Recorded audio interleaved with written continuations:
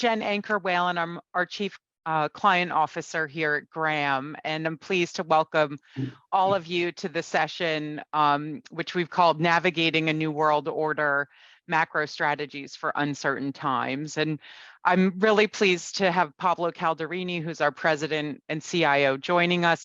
I'm going to really keep my introductory comments brief here. Some of you know Graham well, others this may be kind of a first time spending some time with us, but Graham, just for the quick background, Graham, the firm has been around now for nearly 3 decades. We were started back in 1994 by Kenneth Graham Tropin, our founder. And really in the early days, it was purely systematic macro strategies, but we started to build out multi-PM discretionary macro in the late 90s. And when you look at the business today, we're roughly 18 billion in USD terms. It's about 2/3 on the quant side, which includes pure trend, which includes our quantitative macro offering. And then the other side of the business continues to be multi-PM macro, where we run a more concentrated book, really betting on our highest conviction teams and dedicating resources to them. So rather than have 50 or 150 teams here, we have roughly 15 today. And with that, I really, kind of pause, my Graham comments, but Pablo is really responsible for oversight of all of alpha development here at Graham.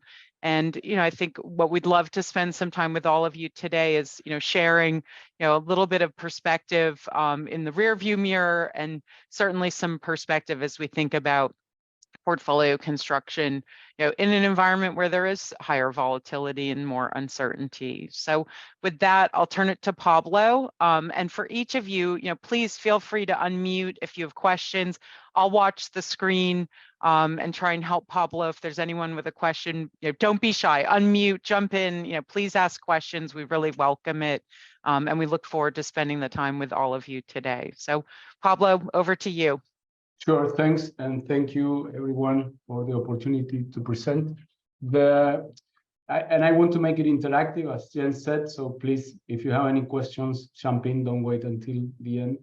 The whole idea is that our view has been that right after the great financial crisis for 10 years, we lived in a really very special period for markets, for asset markets, right? Where inflation was very sticky down, where the main concern was the zero lower bound, where every shock that we had, and we had plenty shocks during those 10 years, was met by a policy response by central banks that was super accommodative, right? We had very few episodes like the taper tantrum back in 2015 that lasted, I think, 2 weeks, and the Fed gave up. So there was not one crisis that the Fed was not able to accommodate through easy and very loose monetary policy. And that was the same case for global central banks, right? And then comes the inflation shock of last year. And this really is a completely different game now for asset markets and for central banks. It's a shock that needs to be matched by another shock, i.e. a shock to inflation, which is, as we will see later, bad for asset prices in general. That's a good slide to begin. Thanks, Jen. So has to be met by another shock, which is the increase in real rates needed to rein down inflation, right? And I think that this not only changes the dynamic for markets now, currently, I think it will even be very important going forward, even if the Fed and global central banks are able to control inflation eventually, because now the idea that inflation is a secular, low inflation is a secular phenomenon, and that the risks are only the zero lower bound, that inflation going negative and deflation are gone. I mean, we've seen that for whatever reason, supply disruptions, the massive changes in geopolitics, the big fiscal expenditures everywhere, that inflation is not that sticky, low. Central banks can do whatever they want with their balance sheet. So it will, even if inflation comes down, I think central banks will be a lot more shy to match shocks to markets with accommodative monetary policy. So I think in a nutshell, we live in a world of much higher volatility, much more difficult for the 60-40 canonical portfolio to perform well. So that's the idea, the gesture of my presentation. To begin with this page, so just reviewing and putting in context this current hiking cycle, right? It's truly brutal, right? I mean, what I've done here is I've taken I ignore Volcker because that was also a time on its own, right? But if you look at the last 5 hiking cycles since post-Volcker, right? So we had one in 94, 95.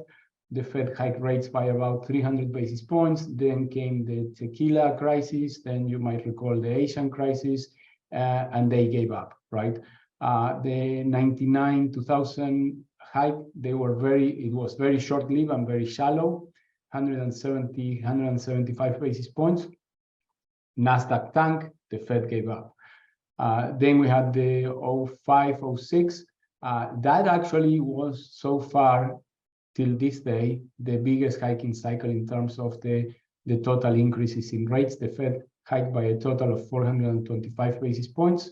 The great financial crisis came after that. Whether it was triggered or not by this, it's up for debate, but clearly had an influence, right? We all know that the great financial crisis came from total deleveraging of CLOs and housing, and clearly higher rates had an impact on that. And then we have the very, if you want, mediocre, almost unnoticed, very long 3 years in the making hikes of 15 to 18 that finalized when we went into some form of market turmoil in 18, and then the Fed cut when COVID started in March 2020. And then looking at the current hike, I mean, what's striking is that if you take an average of the previous 4 hikes, that's around 220 basis points. So the current hike is double the average of the previous 4 hiking cycles. More importantly, in half the speed, right? In half the time, double the speed, sorry, half the time. So you have a hiking cycle that is record on every count, right? The speed of the hiking cycle and the magnitude of the hiking cycle, and the Fed is not done, right? Presumably the Fed will hike one more. So this will look like about 500 pretty soon. If we can go to the next one, Jen, thanks.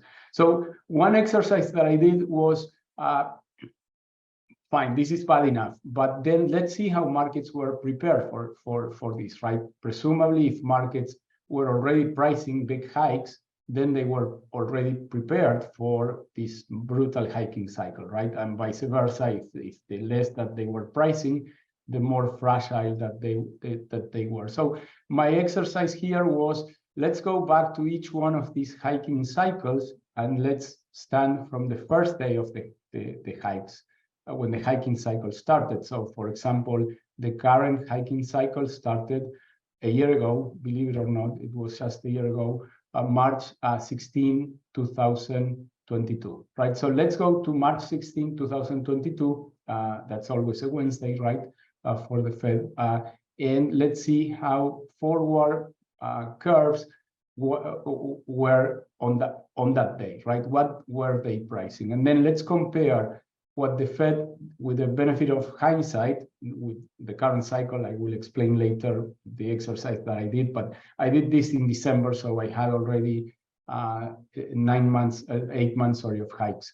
But then for the previous hiking cycles, I had the full history, right? So I knew what the markets were pricing at the beginning of the hiking cycle and by the forward curve, and I had then exposed what the Fed did for the next 2 years in terms of hiking cycles. And what was surprising about that exercise is that the Fed actually did a fairly good job, at least for the first 18 months, always, in guiding markets really well to what was to come, right? I mean, you can argue that 2 years down the road, many shocks, positive or negative, can affect markets that were neither forecasted by markets nor by the Fed. But if you look at these spaghettis here, right? So the red, the blue, the green, the brown, they represent all the previous hiking cycles, and you can see that they are very close to the zero line, right? So remember, this is the difference between what markets were pricing and what the Fed delivered, right? So it's evident that both or either the Fed did a really good job of guiding markets, or markets did a very good job of reading what the Fed was going to do. I would say it's both. And I would say in all cases means that the markets were very well prepared to be resilient for what was to come. Comes this cycle, and it's a calamity, right? I mean, you can see the curve peaking at 3%. That means that the Fed hiked 300 basis points more than what the markets were pricing. That is a huge shock for markets, right? That's something that on top of what we've seen before. So not only this hiking cycle was unprecedented by magnitude and speed, but was also unprecedented by how badly it was priced by markets, or how badly, I would say, actually, I would put the culprit on the Fed, right? I would say by how badly the Fed did in guiding markets to the actual outcome. We can go to the next one, Jen. Thanks.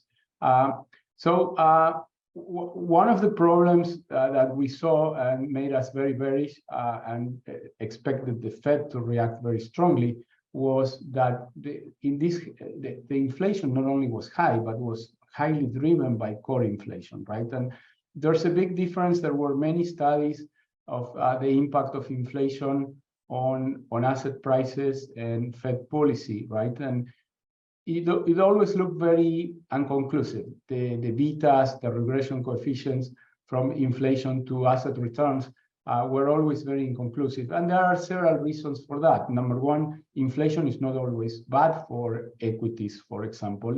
If we are in a deflationary period, higher inflation actually can be very positive for asset prices.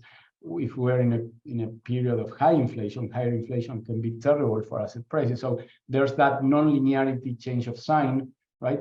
But there's a study by two professors from Wharton which said actually they detangle, instead of looking at the regime of low inflation, high inflation, they look at the drivers of inflation. And they really found a very clear link between core inflation, as always a massive negative shock for asset prices, while energy or headline inflation ex core being almost unimportant. And the reason really is that energy inflation is super mean reverting, as you can see in the chart above, right? Like not only super volatile, it's also very mean reverting. It goes up, it goes down, it goes up, it goes down. So markets almost ignore it, discount it, right? Core inflation, it's really persistent, right? Once that it has gone down, it stays down for a long while. When it comes up and stays there. So it requires a much bigger policy response, and hence it will entice a much bigger response by asset prices. We can go to the next one, Jen. Thank you. The other thing that this higher inflation will do is change the sign of correlation between stocks and bonds, right? So if you have a portfolio of stocks and bonds, the bonds are there usually to hedge, right? Because the expected return on bonds is lower than the expected return to stocks. So the reason why you add bonds that have lower expected return to the portfolio is really because they help you to hedge, right? If bonds were correlated to equities, you would have almost no bonds in your portfolio, unless they sell off a lot and the yields are high. But on average, the equity risk premium, if you want, is 400 or 500 basis points. It would be strange to add an asset that has an expected return of 500 basis points lower, unless it had a nice diversifying low correlation property, right? And we have lived in this world of negative correlation for 20 years now, to the point that I think that newcomers to financial markets might assume that that's always the case. Of course, bonds are always negatively correlated to stocks. And clearly that's not the case, right? We did another study on correlations, and there are several interesting patterns. Number one, the long run correlation between stocks and bonds is really around zero, not negative, not positive. The other interesting thing is that it's never at zero. The zero as an average is a combination of periods of very high positive correlation and periods of very high negative correlation, right? That end up averaging to zero.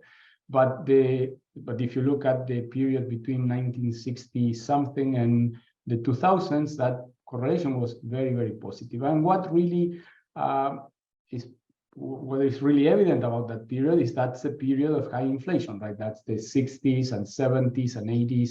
And maybe the 90s, inflation came down a bit, but people were still obsessed with inflation and were still very vividly remembering the 80s and the high inflation and the shock that represented to markets, right? So high inflation usually drives correlation up. Right now, correlation between stocks and bonds is at zero. It was positive for a while last year. We expect going forward that it might actually not only continue to average zero, but might actually live close to zero. It's hard to think that we're going to go back to the great days of minus 50% correlation between stocks and bonds. That was a massive bonanza for 60-40 portfolios. If we can go to the next one, please. Another study from Wharton, Chicago, that talks about stocks for the long run, right? And again, the idea that you build your portfolio, and the longer your horizon, the more stocks you want to have in your portfolio. The issue with this really is predicated on the idea of mean variance and the fact that stocks in the long run are mean reverting. Means that you have bad periods, you have good periods, they seem to wash, and then you get your expected return and lower variance, lower volatility in the long run. And that's true. There is mean reversion in stocks. The issue, and it's a bit technical, but as you look forward, right, to estimate the variance, so you're going to try to predict what the volatility is for the next 30 years, right? Not only you need to estimate the variance, you need to estimate the mean to estimate the variance, right? The variance has that mean parameter that offsets changes, right? And then you square that. And when you look in the past, the mean is given, right? So you come from a period that had a given return and had a given mean. So you set that parameter at the mean. And that's why if you took statistics 101, you remember that you correct the calculation of the variance by the 1 over n minus 1, because you have one data that you have used to estimate the mean. So you have what's called one less degree of freedom. When you go forward, there's not such a thing of that degree of freedom lost, because you don't know the mean. And that adds to the volatility. So when you do proper calculations, stocks are a lot more volatile in the long run, right? So this is in variance units, but like 3% variance corresponds to a 17% annualized standard deviation for the S&P, which is more or less the historical mean. So when you look at in the long horizon, a 5% variance roughly means 22% standard deviation. So it's a significantly increase in vol as you go forward in your estimates, which means that if you're using some form of mean variance to build your portfolio, you should own a lot less equities in your portfolio. Now, should you use more bonds? Well, if the correlation is zero and the expected return is low, not necessarily, right? So let's go one more, Jen, please.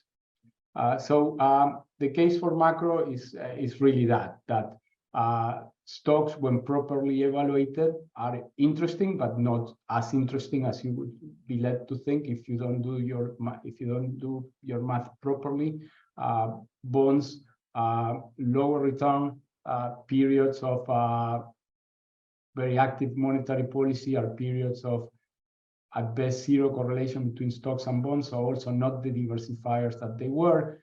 When you look at macro and the properties of macro, I think one of the key things for macro, in my view, is not only the expected return, positive expected return, but the fact that, and zero correlation to risk assets, but much more importantly, this so-called negative conditional correlation, right? So what that means is that the correlation between our fund, our macro funds, the HFRA fund index, right? And equities is zero, but that zero, like the correlation for stocks and bonds, in the long run is zero, but it's an average between high positive and high negative.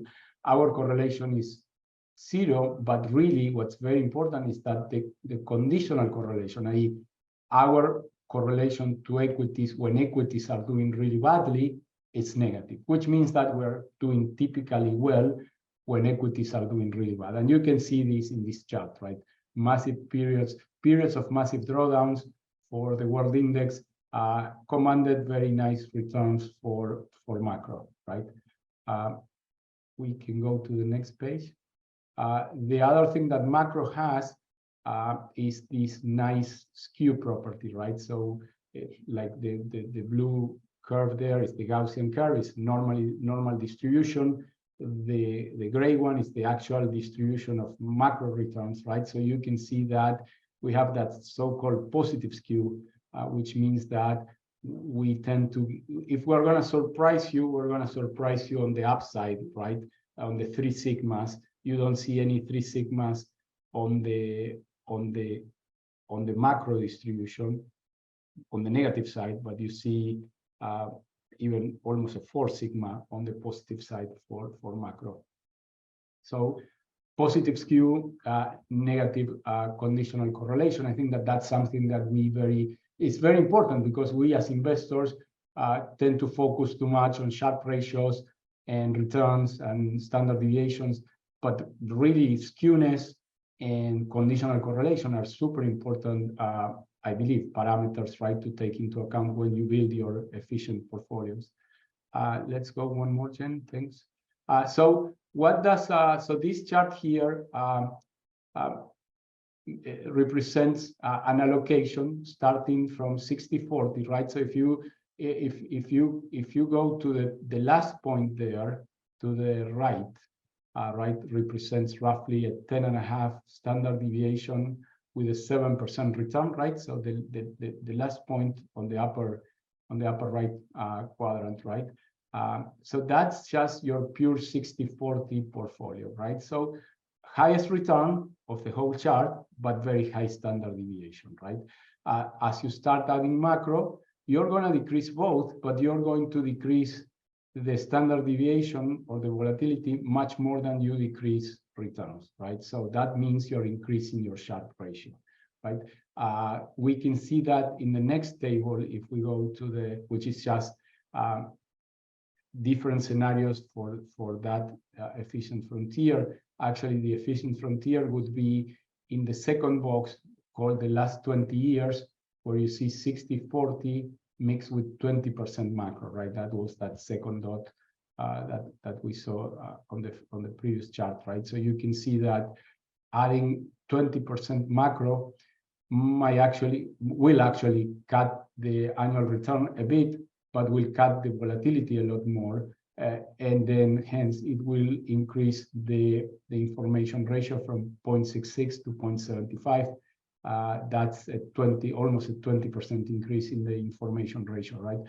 More importantly, almost cuts the worst drawdown from minus 36% to minus 29%.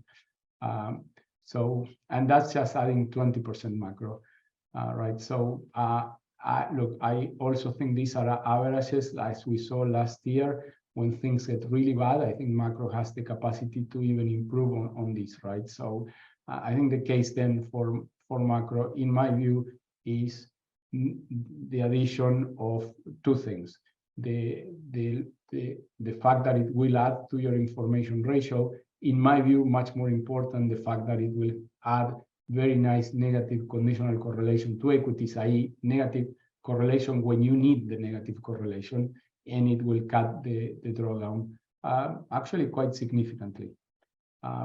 We go to the next one. Yeah, so this is just a representation. If you wanted to chat about what happened in treasury markets, right? And clearly this is one of the black swans that can happen and shake any kind of dynamic trading. What happened in treasury yields was really a 20 sigma event that was very hard to forecast. In our case, I know some funds had a very difficult time. In our case, we were actually quite unaffected by this massive change in treasuries. We're using this information to make our risk management more robust, even though we didn't lose money or barely lost any money. We want to make our risk systems more robust to these kind of shocks that can seem to happen more frequently and much more virulently than before. And we hope that we can take advantage. Actually, we can use these to our advantage. So to wrap it up, the way that we trade macro here at Gram is we see it as a complement to the 60-40 portfolio. We don't hold very long-term secular views because we feel that that's already embedded in the 60-40 or whatever dynamic portfolio you already have. So we tend to be very dynamical, very open-minded. We do have a very strong fundamental background, but we can adapt that. We actually do adapt that very frequently, and we're not shy to cut positions or get off the way if we don't see our thesis working. We tend to add value by being tactical and dynamic rather than static, which you already have that, your investors already have that on the other side of their portfolio. So with that, I would turn it back to you to see if there's any questions. Thanks for the presentation, Pablo. I guess one question that sprang to mind was, looking at your impressive track record. What ideas are you really excited about right now, and how are you expressing those in the portfolio? Yeah. So look, so currently what we have is we have a fairly negative view on equities. Cognizant though that there's market forces supporting equities that are beyond our understanding, and that's where it comes our risk management and our tactical head. But we feel equities are in the complete wrong quadrant, right? You have earnings that have to come down, and you have multiples that are too high for the current context, right? But we feel that there's two big scenarios going. There are 100 scenarios going forward, but two very likely scenarios going forward. Either core inflation will continue to be sticky, and the Fed will have to hike even more. I mean, remember, the markets are pricing cuts, right? Actually, significant cuts. So if the Fed not only does not cut, but has to hike more, right? So we have a massive wedge between what the market is pricing and what the Fed will deliver if core inflation doesn't come down. So then you will have to reprice all the cuts back into equities, which is a very negative outcome, right? Scenario B is that core inflation does come down. But if you think about it, how does core inflation come down? Core inflation is mostly services. It will come down if we have a big spike in the unemployment rate. Means we are going to go into recession. There's no way that S&P earnings or earnings in general, Russell earnings, will stay as elevated if we go into that scenario. So it seems to me that the two most likely scenarios are bad for equities, right? And then you can have the scenario of the hard landing, which would be terrible for equities, right? So we are short equities. We were not short on the way up, so it's not that we, as I said before, we don't get stuck with this. And listen, we can actually change our mind if we see that maybe technology earnings are very resilient and the Fed might cut. We can change our view and we can be long equities in a month. But for now, we feel equities are to be shorted. We actually like the euro. We feel that with the banking issues in the US, while the Fed will not cut, they will also be precluded from massively hiking, while the ECB has shown to be really has done a U-turn in terms of their dovishness, hawkishness, very hawkish message from across the ECB. So we like the euro. We play the yen tactically. We think at this meeting, this week's BOJ meeting, weather will not really address yield curve control, but eventually that's coming. Yen is extremely undervalued, so we like yen as well.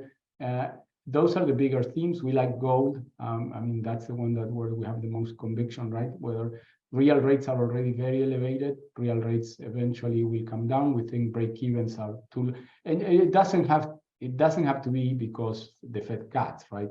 It has to be because break-even inflation priced by markets is very low. So break-evens can go up if rates don't change. That means real rates come down. That's normally good for gold. We're coming into a very complex debt ceiling negotiation in the US. That usually is also fairly bullish for gold. So that's the other thing we like. But I think the best thing about us as a contributor to your portfolio is that we can talk in a month and have completely different views, right? And change our positions, right? We're not going to stick with this view that equities are expensive and we're going to be short 20 basis points no matter what, right? So that dynamic trading is also very much how we like to manage the portfolio. And I'll just jump in. Those are the discretionary PM's macro views. So I'll note, that's something that's much more tactical. The PMs obviously have their individual perspectives, and then Pablo's aggregating that to the portfolio level. The systematic side of the business is a little bit different. If we talk about pure trend following, that's price driven. In terms of the positioning, certainly there's been some good inflection points recently that have mitigated some of those exposures. And then we have a quant macro strategy that's not only bringing in something that's say dependent on price like trend, but we do bring in fundamental data points into that quant macro signal. And so there is a bit more, I'll say, contributing pieces to that portfolio that can really evolve the positioning dynamically. So I'll turn it back to all of you. Are there other questions? Whether it's outlook, whether it's even questions about portfolio construction, or maybe even some of the views that you might have. We're happy to hear what you're hearing and thinking, from your perspective. Scott, I see you unmuting. How are you? I'm good morning. Good. How are you? Good, thanks. Thanks for joining. Of course, yeah. So I'm just curious if you could, kind of expand on the quant and how important that is today as an input, and maybe kind of how that's evolved, over the history of you guys investing. Certainly. So on the quant side, there's so on the absolute return fund, there's about 15% that is quantitative. So we have two big programs. One is a trend following program, right? And that did really well last year. And I think it's self-explanatory, right? It's time series momentum. So it's about following some algo that tries to capture trends in markets. The value there that we might add is that we have a very robust portfolio construction through ideas of mean variance optimization and PCA, principal components, to mitigate risk and be able to estimate covariance matrix really fast. So we have added value on top of trend, but it is a traditional trend following program. We have another program called Gram Quant Macro that has been trading now for 8 years, has a sharp north of 1, and it has really 4 sub-strategies, right? I mean, you can think of like factors, but there are really more like sub-strategies. One is based on trend. The other one is based on value or long-run mean reversion. The other one is based on carry. And the last one, which I think is very interesting, is based on what we call macro or fundamentals. So those are, we look at 900,000 times macro time series. Of course, all things like GDP, inflation, earnings, but also inventories, and many other things. We look at sentiment. We have natural language processing modules to capture sentiment from markets, and that's all combined using elements of big data, machine learning. It's not machine learning, it has elements of machine learning, so data compression, nonlinear regression, right? For the reasons that I explained before, right? When you're looking at fundamentals and how they affect markets, it's highly nonlinear. It depends on what regime you're on. So we look at that. On the carry side, we, of course, don't do just simple carry, right? We don't like to go long. The machines don't like to go long every asset that has a positive carry, but we try to come up with ideas of equilibrium or required carry, if you want. So that portfolio then gets combined also using mean variance concepts that we use everywhere. And it has been trading since 2014, right, Jen? And it has delivered a Sharpe of north of 1. So it has a little bit of so as we know, trend following has a very nice negative conditional correlation to equities. When equities tank, typically trend following does well. This program has less of that, but it has a more stable return profile and of course a higher information ratio than trend.